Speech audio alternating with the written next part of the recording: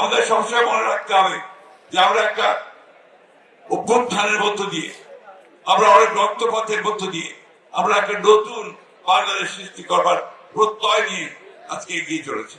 আমাদের নেতা জনাব তারেক রহমান আমাদের সেই নেতৃত্ব দিচ্ছেন।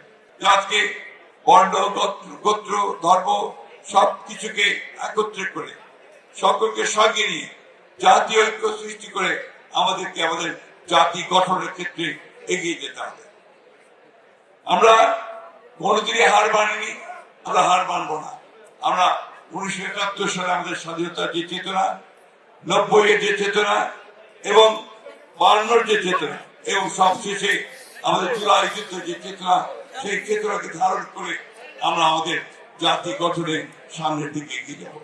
আমরা সেই দোয়া চাই যে আল্লাহ তাআলা আমাদেরকে সেই শক্তি দেন যেন আমরা আমাদের দেশকে সত্যিকার অর্থে একটা